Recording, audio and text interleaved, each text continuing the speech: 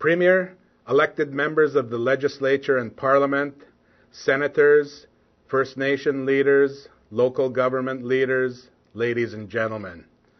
I'm very pleased to be able to join you today, although not in person, to discuss a monumental initiative that we've been engaged in this province for the past 10 years. The land question in British Columbia is older than this province itself. And a little over 10 years ago, we decided to address this issue through negotiations. I'm here to say that the objective that we've set that seemed unattainable by some, that seemed improbable by some, is within our grasp.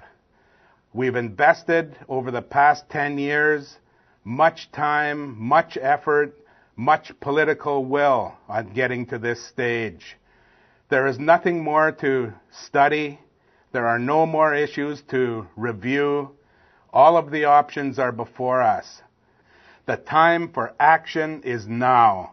The time to turn the political will that we've developed over the past 10 years into action, resulting in agreements, is now. And I call upon each of you in your capacity as leaders, in your communities, in the province, in this country, to focus in on the issues that are before us and prepare yourselves and your constituencies to engage in the intense debates and to make the tough choices, the tough trade-offs that are going to result in treaties. In September of 2001, the Treaty Commission did a cumulative review of the previous 8 years of treaty negotiations in this province. We found that the process that we'd agreed to, articulated by the 19 recommendations of the British Columbia Claims Task Force, were fundamentally sound and appropriate for the task that's before us. We also recommended that there needs to be more creativity and flexibility in the approach that each of the three parties takes in reconciling their differences and bridging the gaps between them. We recommended a more incremental approach to treaty making, where we could make a difference on the ground in communities, in people's lives sooner, where we could make incremental, step-by-step progress toward this new relationship that we're striving for. And let's remember, the Treaty Commission always intended that the objective remained the same, that comprehensive treaties are still what we're striving for. That's the goal, but we can take building block steps forward to achieve that goal.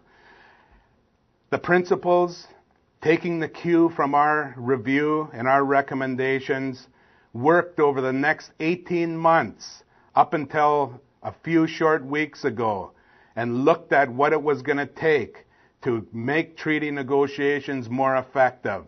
I believe they hit the nail right on the head by identifying the issues that we need to address and resolve in order to achieve treaties.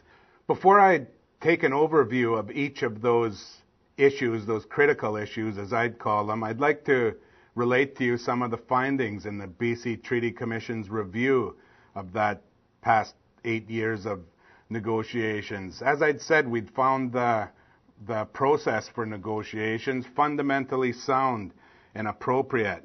And we also observed that even though the general public, First Nations, have become very impatient with negotiations and the lack of product in terms of treaties, we have made significant progress in the past 10 years, and we should not discount that progress. One of the key things that we've developed at the tables, and I think it's showing up across this province, is trust between neighbors, trust between governments.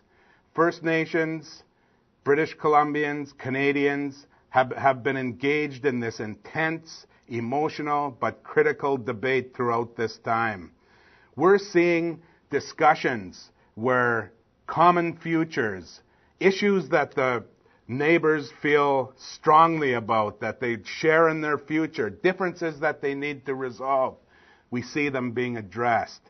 And I would say that trust has developed to an extent that it's enabled us to weather several stiff challenges to the commitment to treaty making in this province. Most recently, the referendum held by the government of BC on treaty making had the potential to disrupt negotiations. It did not. The trust between the parties, the mutual appreciation of the commitment to negotiate remains. We have 53 First Nations actively negotiating treaties with British Columbia and Canada at this moment. The great majority of those negotiations are in the stage 4, agreement in principle stage. Breakthroughs are possible. With political will, with leadership, I would say breakthroughs are imminent at several key lead tables. In the past few months, the Treaty Commission has observed unprecedented commitment to negotiations, unprecedented creativity and flexibility amongst the parties at the table.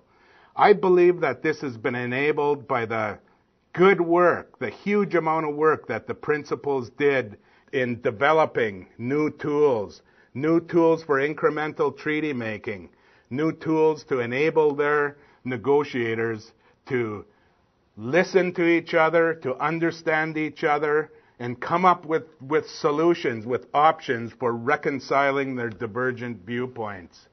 Treaties are within reach. There are a number of issues critical to treaty making that the principals have addressed at higher level tables. I'd like to touch on each of those briefly and underline that these issues have been identified, these issues have been insurmountable obstacles at the treaty tables up till now.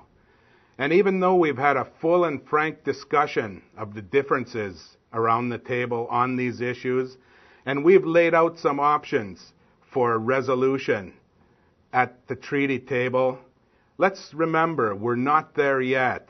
When we talk about political will being turned into action, it's on these critical issues in the wholeness, in the totality of a treaty that we need to make progress, that we need to make the tough trade-offs and the tough choices that treaty making and negotiations are about.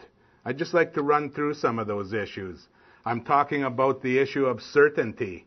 I'm talking about the issue of governance, First Nations governance. I'm talking about revenue sharing. I'm talking about co-management. I'm talking about compensation. When we set out on treaty making, as articulated in the British Columbia Claims Task Force report, we agreed that the objective that we were seeking in treaties, the primary objective was certainty. Certainty as to the rights and obligations and authorities of each of the parties at the table. We expressly rejected extinguishment of the rights of any of the parties as an objective in favor of certainty. I'm happy to report to you that in the last few weeks and months, we've made substantial progress on this crucial issue.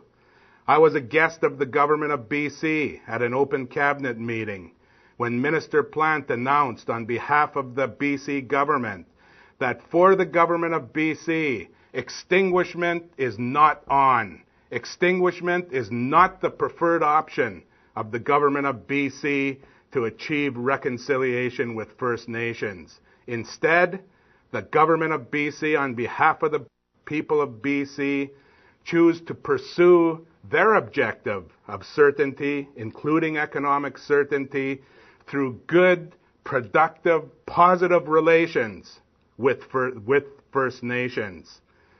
That's what the BC Claims Task Force agreement was, and we welcome that step forward.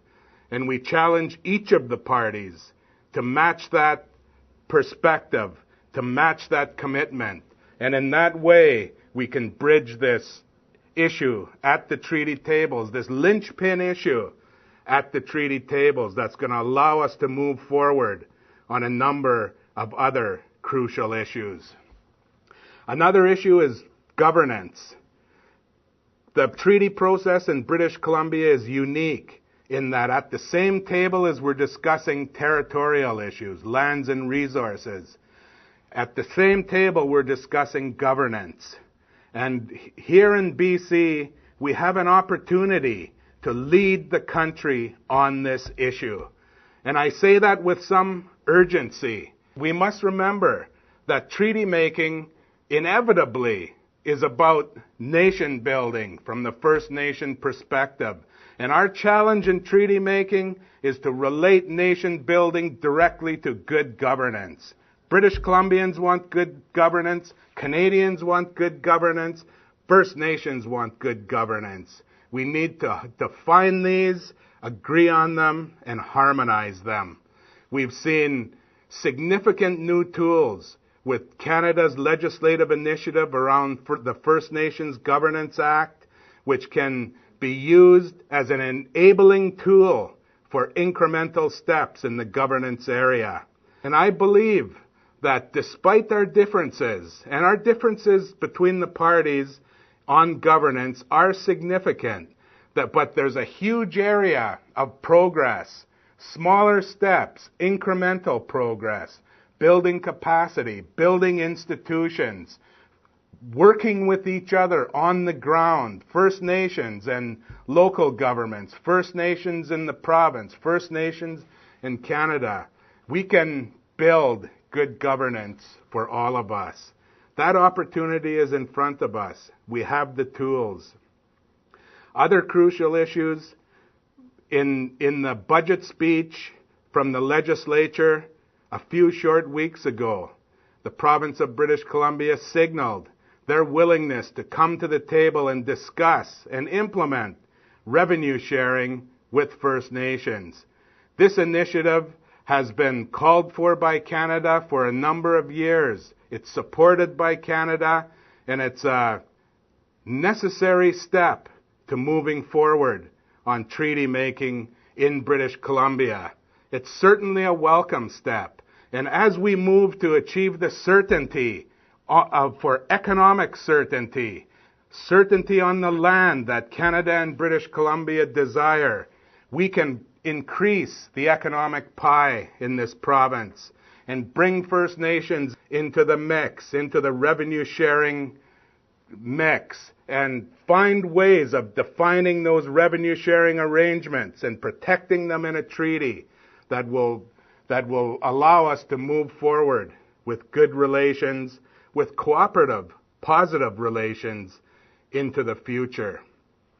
We've seen important progress on co-management in this province, where British Columbia has taken the initiative with First Nations to sit down and look at land use planning issues in the traditional territories of each First Nation, and sitting down government to government and figuring out how we're going to cooperate in being responsible stewards of these important lands and seas that we've been entrusted with. And Canada has been very supportive in these initiatives. That's good news. We need to continue these initiatives. These are the critical linchpin issues to enable us to move forward toward concluding treaties, to establishing new relationships. And of course, in the other issue I'd like to cite today, the issue of compensation. Up until a few weeks ago in this process, there hasn't been an agreement around the table to address this issue of compensation. To First Nations, this has been a crucial issue. That before we move forward in a new relationship, in a positive, constructive new relationship, we need to come to terms with what's happened in the past. And First Nations have been clear and unequivocal in this position. And I'm happy to report to you that recently the government of British Columbia and the government of Canada have agreed and instructed their negotiators to explore the issue of compensation at each negotiating table. With those instructions, with that mandate, each table, each First Nation in their area can sit down with Canada and BC and figure out ways that are acceptable to each of them on how to acknowledge the relationship that's happened over the past 150 years, to acknowledge things that have gone wrong, to acknowledge things that they can build on, but to come to an agreement on how to deal with that issue, come to an agreement on reparations. Perhaps this could happen in the context of treaty negotiations, and look forward to the future and build a strong foundation from this day forward, for a strong foundation amongst First Nations, Canadians, and British Columbians. These issues aren't the only issues involved in treaty making, although they're what I believe are the linchpin issues, the issues that we need to overcome in order to be able to constructively address the whole range of issues that exist at each treaty table. Important issues like fisheries, like education, like healthcare, culture, language, the whole range of issues that governments deal with every day, that we need to be able to get at them. And resolving these big issues, these critical issues, will allow us that opportunity. At the outset of this discussion, I stated that treaties are within our reach. I really believe that they are. We've done our homework. We've invested in building painstakingly, step by step, trust in developing a foundation for a new relationship. Now is the time to turn political will into action. I urge each and every one of you, as leaders in your own right, to promote the idea and the elements of a new relationship. Now is the time to do that. We need to engage our constituents in discussions, whatever their perspective. Realize that this monumental task that we've begun, and it is so crucial to all of us, is within our reach. We need to prod and point our governments in the right direction to be able to resolve these issues in a respectful way and allow us to establish a positive, a mutually acceptable relationship for the future. As we close today, I want to agree with Chief Justice Lemaire of the Supreme Court of Canada in one of his decisions at the close of the last century, when he said, as Canada enters the 21st century, one of the most complex and important issues facing Canadians is treaty making. I know that we're up to the task. Everything we need is before us. Now is the time for action. Thank you for your attention.